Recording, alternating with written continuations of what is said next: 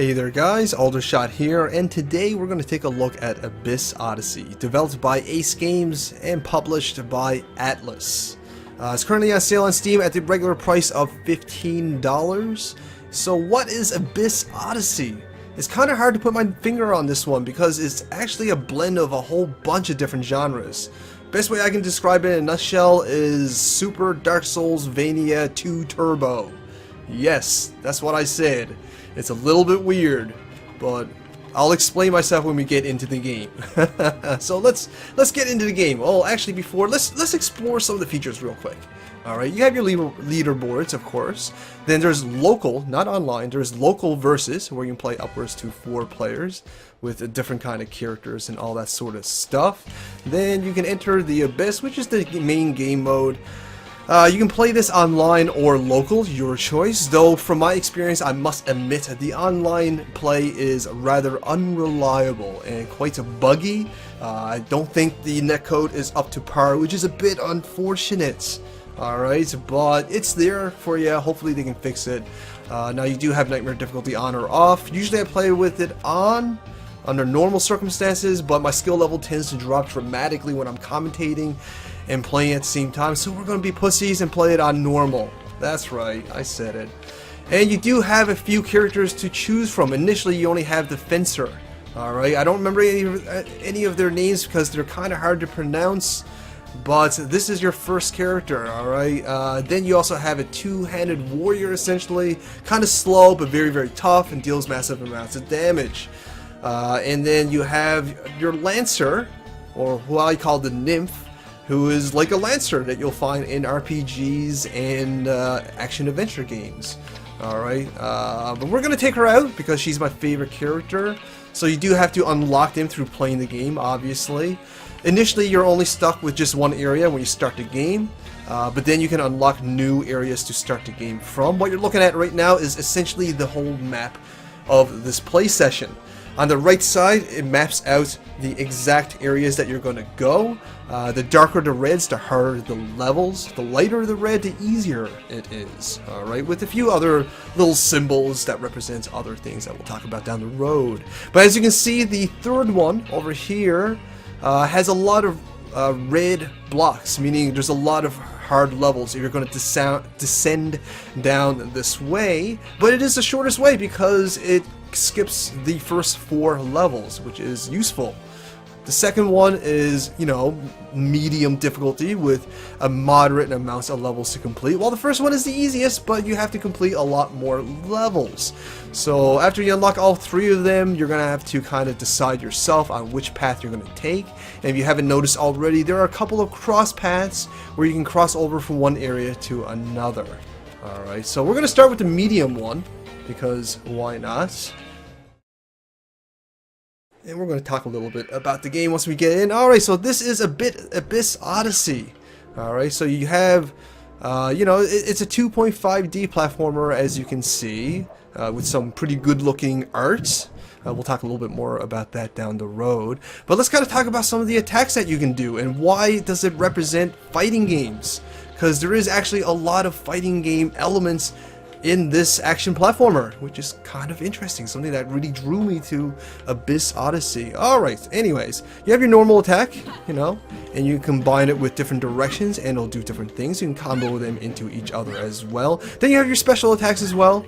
Alright, and you can also change your special attack based on the directions that you're currently pressing, and you can also combo into those as well, just kind of like that. Then you also have your dash, and you have your jump and your double jump. So, you know, your usual kind of platform / fighting game kind of tropes. And you have your block and your throws and all that sort of stuff. Now, what makes it kind of like a fighting game is because the fact that you can combo a lot of different attacks together, the fact that the attacks are actually quite deep. Alright, this is actually kind of a slower pace action platformer. And the reason for that is because the combat mechanics and the way the combat works and feels is very, very deliberate. Every attack needs to be focused and precisely calculated. You need to look for counter attack opportunities as well as block opportunities and all that sort of stuff that you'll find in fighting games. It is boiled down to the basics of just 2 types of attacks with multiple sub-attacks attached to it, kind of like Super Smash Bros. In that sense, but it does feature the precision and depth of a fighting game. Alright, we'll explore a little bit more about that when we find some enemies, obviously. Now, this game also has some slight RPG elements as well. You can customize your special attacks and choose which skills to use, and then you can further customize those skills with different passives. You can also level up and collect gold to find new equipments, and you can find new equipments. So it does actually feature some light RPG elements as well, kind of like Castlevania.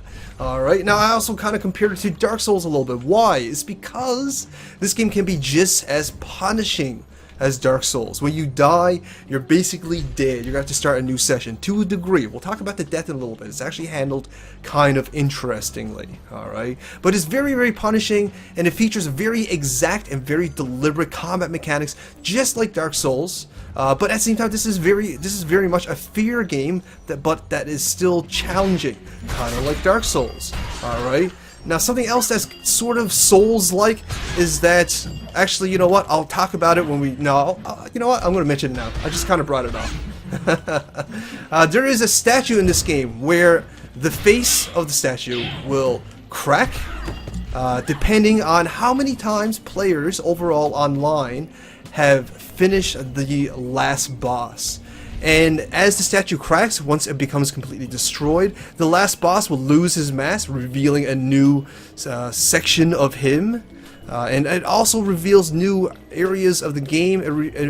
It reveals new elements of the game, new mechanics, new items, all that sort of stuff. So there's some passive online multiplayer kind of thing going on here, kind of like the Demon Souls game. Back in the day when there was Dark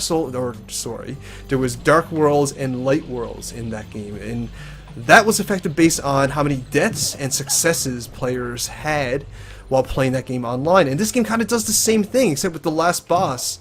Alright, so this is the face I was talking about. Just like that, it kind of broke off a piece, because somebody somewhere just finished the last boss somewhere. So eventually that face in the background there will crack and break, and it will reveal new elements of this game.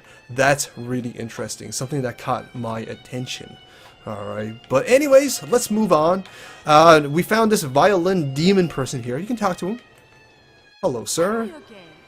If I accept your gift, you'll hunt me later. We all make deals with the devil. I made one with him. You should see the powers he gave me. I know you're just dying for what I have to offer you. Yes, why not? We're gonna take it. There we go.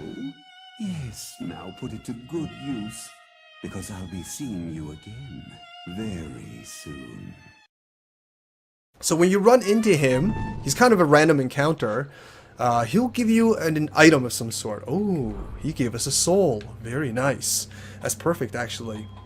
That'll help illustrate a point of this game. But anyways, he'll give you a gift, but later on he'll come back and attack you. And he is a tough fight, let me tell you. Alright.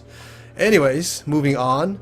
I'm going to further describe... Now, this game has a lot of stuff to go into, so do bear with me, alright? You can actually set your checkpoints as well. As I mentioned before, if you die in this game, that's it. You're going to have to start the session over again, unless you buy checkpoint tokens. And with checkpoint tokens, you can set them here. Now, I don't have any right now, so I'm not going to do it. But you can set it into a checkpoint area, and if you die, you'll start from that area instead, which will basically serve as like another life, alright? And then we also have the configure skill table here, where you can change which skill you're going to use, and there's multiple skills that you can exploit. And each skill, you can kind of customize it further by having different skills passives. You can upgrade the damage, mana, and defense. You can stack it upwards to 3 times in any combination. I obviously have chosen the damage route, but you can choose mana. That will give you mana on attack, or you can choose defense, which will give you invincibility. It'll give you invincibility frames, which is obviously very, very useful in a lot of ways. All right. Looks like our skills is a little bit screwed up here, so we're gonna fix that real quick. There we go, much better. Now that I talked about the mana, let's kind of go into that a little bit. Top right hand corner, you'll see my life bar, and below that you'll see a mana bar. And in that mana bar, basically, if it fills up, I can use a very, very powerful attack and basically hurt a bunch of mobs. And if those mobs die, within, you know, being affected by the attack, I will gain their souls, and I can actually use the soul and become that mob and play as him. And that mob will have just as deep of a fighting mechanics and fighting moveset as your main character, which is kind of interesting. Now that devil violin person, he actually just gave us a soul. So let's check that out. There we go, we just became one of the enemies, and he'll have his own movesets just like that. As you can see, quite different from our main character. So that's actually one of the aspects of this game that really drew my interest. The fact that you can become any enemy that you see in this game, including the bosses, so the game says. So that's pretty interesting, alright? That's definitely one of the reasons why I really like this game so far. I think it adds a lot of variety and a lot of uniqueness to Abyssal Odyssey. But anyways, let's kind of talk about, let's see, what else can we talk about? Let's talk about the visuals a little bit. Yes, why not? Because it is a gorgeous looking game, as you can see. I won't change back to our main character because we were doing better with her. But as you can see, you know, it's a gorgeous looking game. It's very much visually inspired by Alphonse Mucha, who, if you don't know, was a very, very famous, and still is a very, very famous artist from the 1800s. He did a lot of poster work for theater and operas back in the day for Paris and internationally after he gained a lot of fame and all that sort of stuff. His work is quite famous. If you saw his stuff, you'll actually recognize it quite easily. But you can see the inspiration everywhere, from the bright colors, the flowy hair, the way the borders are when you block and all that sort of stuff. Very, very Art Nouveau, which is basically what Alphonse Mucha was specialized in. So this game is very much inspired by that style of art. Throw in a little tiny bit of anime as well. I can see some anime in the game as well. And then, yeah, this is what you'll get. You'll get Abyss Odyssey. That's essentially how this game kind of looks like. Gorgeous, if you ask me. Quite stylized, a lot of visual interest. So they've done quite a good job as far as visuals is concerned. Very, very unique and beautiful, if you ask me. The audio is quite nice as well. Let you have a chance to listen in. It's quite light. The music's very, very light. It's more atmospheric than anything else.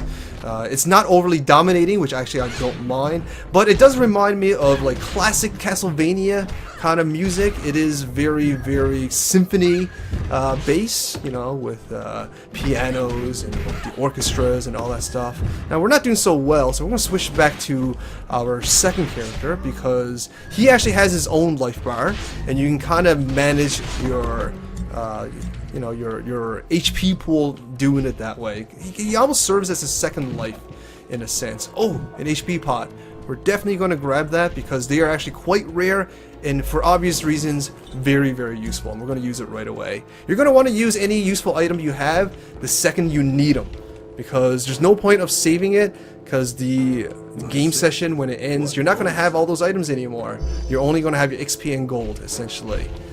That's the only thing that really carries through. So don't get too attached to your equipment and to the items that you get during the play session. Just make good use of it and do your best to make your way to the final boss. And that's what this game's really, really about. Okay, so there is a lot of replay incentive in that there is permadeath in a sense where, you know, you don't do so well. That's it. That's the game. That's game over. You have to just start over. Ooh, a new weapon. And there is false walls as well, kind of like Castlevania or Metroid, which is kind of interesting. So it does have some, I want to say roguelike elements, but I'm afraid the internet will get angry at me if I do. But it does kind of feel like it. You know, it does feature permadeath to a degree. The game state is reset upon, you know, a start of a new game session, as well as procedurally generated maps, as well as procedurally generated upgrades and items. So even though this game doesn't advertise that it's a roguelike, even though the internet hates it when people even say the term roguelikes, I can't help but to compare this game to a roguelike game. So it does feature some roguelike elements. I almost want to call this roguelike evolved. I know I might get some shit for saying that. I'm sorry if you're offended by it, but that's just honestly how I kind of feel. Because it takes the roguelike formula, adds in a whole bunch of different genres, and then expertly craft a very deep and meaningful game. And that's one of the reasons why I really like this game. There's a lot of depth to it. There's a lot of different mechanics and different things to discover and master, which is actually pretty cool. And kind of like the Soul series, not everything is obvious. You're really gonna have to just experiment and play the game and hope for the best. Alright, this game is quite demanding on the player. They expect the players of this game to be competent. Alright, you can't really button mash in this game. Oh my, we got the devil. He is cursing us and trying to invade our game essentially.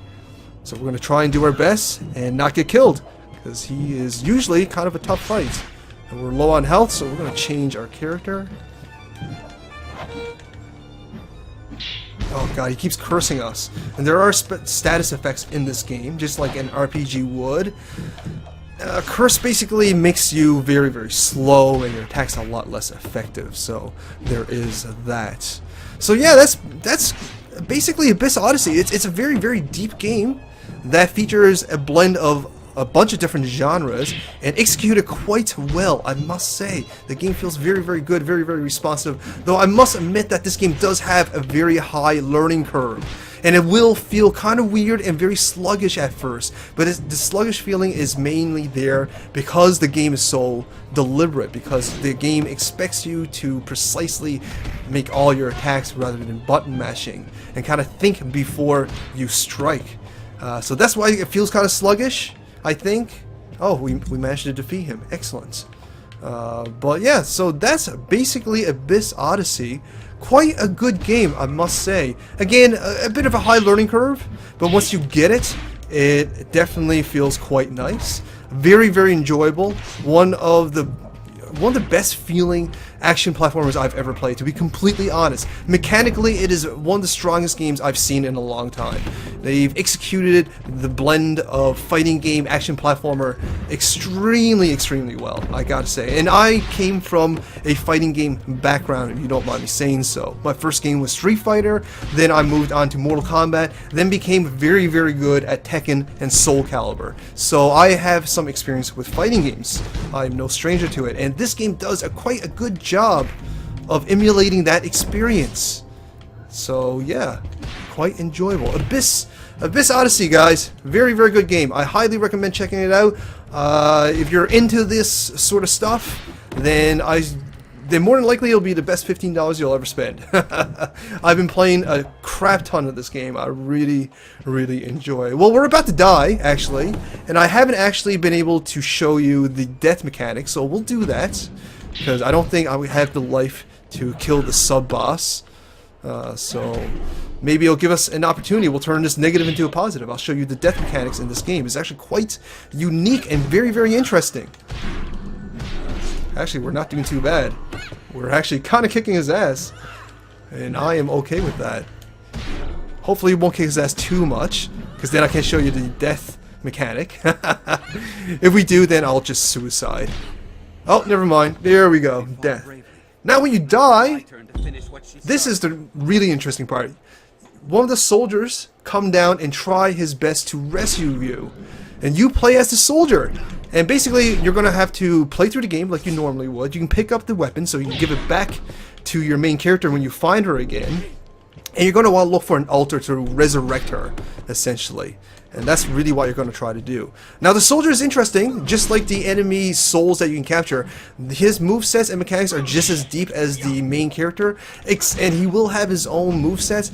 But the catch is, because he's just a normal human, he's kind of a nerfed version of any other characters in this game. So he can't jump as far or as high. His attacks aren't as strong. His specials aren't as strong. And all that sort of stuff.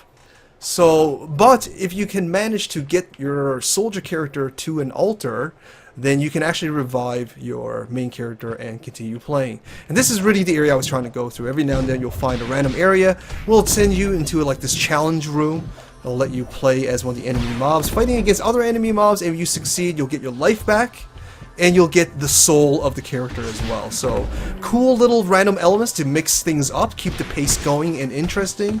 So, this game even has pacing going for it. Quite a good game, if you don't mind me saying so myself. This might very well be my very favorite game of 2014, to be completely honest. I'm willing to say that already. I already got about 20 hours plugged into this game before I even did the impression video.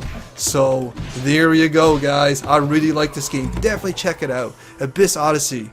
Anyways, hope you guys enjoyed this. Hope you guys found this informative. If you did, show me some love, like, share, fave, and comments. But most importantly, help me grow, feed me my vegetables, and subscribe. Thanks for watching, guys. All the shout outs.